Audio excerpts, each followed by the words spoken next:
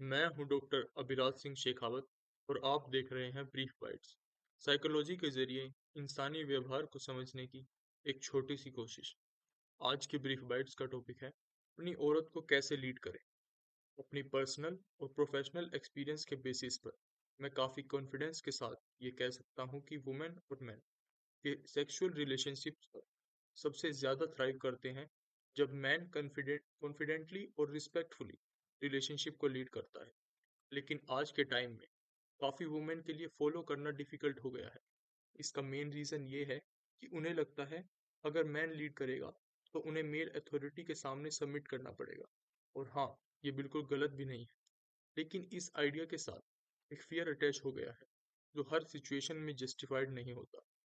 कई केसेस में फॉलो करना वुमेन के बेस्ट इंटरेस्ट में भी हो सकता है, लेकिन इसके लिए मैन को काफ़ी नॉलेज और टैक्ट के साथ अप्रोच करना पड़ेगा ताकि उनकी एंजाइटीज कम हो सके। आज के एपिसोड में मैं स्पेसिफिकली मैन को बताऊंगा कि ये कैसे किया जा सकता है। अगर मैन अपनी वुमेन को लीड करना चाहते हैं, उन्हें दो चीज़ें करनी पड़ेगी।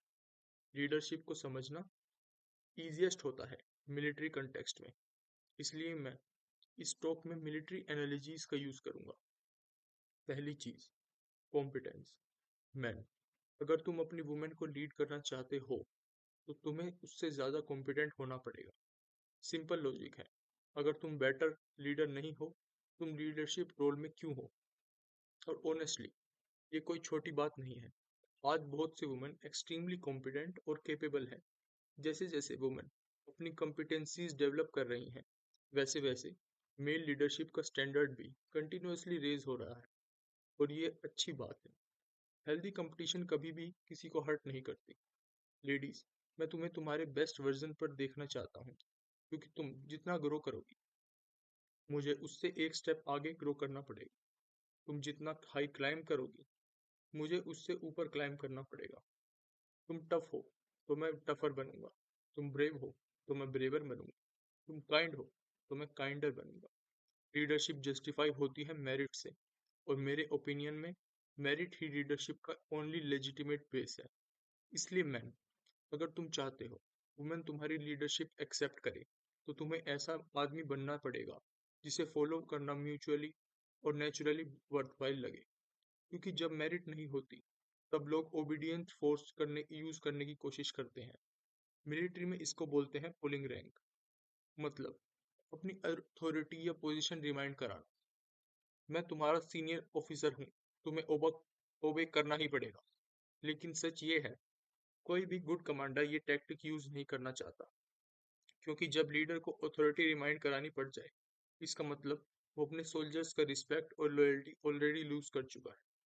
रोमांटिक रिलेशनशिप्स में पुलिंग रैंक का इक्विवेलेंट होता है तुम्हें फॉलो करना चाहिए क्योंकि मैं कह रहा हूँ।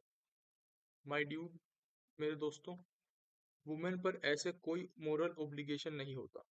ये सिर्फ कुछ स्पेसिफिक रिलीजियस या कल्चरल कंटेक्स्ट में वर्क करता है। और तब भी दोनों पार्टनर्स को उस सिस्टम में वॉलंटरीली बिलीव करना जरूरी होता है। ऑनेस्टली, अगर तुम्हें रिपीटेडली रिमाइंड कराना पड़ रहा है कि तुम आदमी हो, तो ये भी एक बड़ा क्वेश्चन रेज करता है, उससे भूल कैसे हुए। अथॉरिटी कभी डिमांड करे के सस्टेनेबल नहीं होती। अथॉरिटी अर्न करनी पड़ती है। अगर तुम सिर्फ अपनी पोजीशन का आर्गुमेंट यूज कर रहे हो, तो बेटर है तुम टेम्परेली चुप हो जाओ और अपनी कॉम्पिटेंस बिल्ड करो। जब लोग तुम्हें विलिंगली फॉलो करने लगेंगे, तब तुम्हें अथॉरिटी मेंशन करने की जरूरत ही नहीं पड़ेगी। दूसरी चीज, ऑडियंस को समझना। मिलिट्री कंटेक्स्ट में इसका मतलब होता है कभी भी ऐसा ऑर्डर मत दो जो या तो फॉलो नहीं हो सकता या फॉलो नहीं किया जाएगा। इस रूल को फॉलो करोगे तो ओबीडियंस की प्रॉब्लम ऑलमोस्ट कभी नहीं आएगी। इसके दो पार्ट्स हैं। पार्ट एक, इम्पॉसिबल चीज डिमांड मत करो। गुड ऑफिसर्स अपने सोल्जर्स की स्किल्स, टैलेंट और लिमिटेशंस डीपली समझते हैं। मशीन गनर को इंजर्ड सोल्जर ट्रीट करने को बोलना या मेडिक को मशीन गन चलाने को बोलना बिना इमरजेंसी के स्टूपिड डिसीजन होता है। रोमांटिक रिलेशनशिप्स में ट्रैप होता है ये सोचना, मेरी वुमेन को ये करना चाहिए। प्रूफ क्या है तुम्हारे पास? वुमेन को लीड करते वक्त तुम्हें एक गुड कोच की तरह बिहेव करना होता है। गुड कोच अपने एथलीट की करंट कैपेबिलिटी समझता है और उससे थोड़ा सा पुश करता है पास्ट परफॉर्मेंस से आगे। लोग गुड कोचेस को फॉलो करते हैं उनकी पोजीशन की वजह से नहीं, बल्कि क्योंकि उन्हें फॉलो करना उनके लिए बेनिफिशियल होता है। पार्ट 2, ऐसे ऑर्डर मत दो जो फॉलो नहीं किया जाएगा। ये टाइमिंग और सर्कमस्टेंसेस समझने का स्किल है। गुड कोच जानता है कि कब पुश करना है और कब एथलीट को रेस्ट देना है। बैड लीडर सिर्फ प्रेशर और कंट्रोल यूज करता है।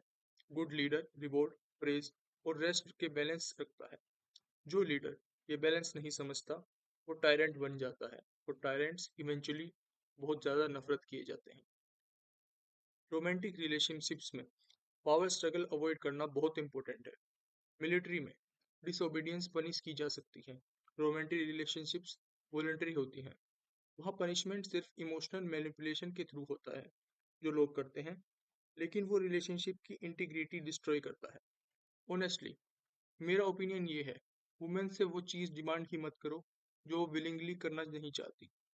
और अगर तुम सोच रहे हो फिर रिलेशनशिप में रहने का पॉइंट क्या है, तो मेरा जवाब है एग्जैक्टली, फिर रिलेशनशिप में रहना ही क्यों। जाके ऐसी वुमेन ढूंढो जो नेचुरली और एंथुजियास्टिकली वो करना चाहती हो जो तुम चाहते हो। कंक्लूजन, जेंटलमैन, अगर तुम अपनी वुमेन को लीड करना चाहते हो, तुम्हें उससे ज़्यादा कॉम्पिटेंट बनना पड़ेगा। तुम्हें उससे ज़्यादा उस और उस तुम्हें उसे ऐसी डायरेक्शंस देना सीखना पड़ेगा जो ना इम्पॉसिबल हो ना इग्नोर होने वाले हो। बस इतना ही। Good luck out there soldiers. सुनने के लिए धन्यवाद।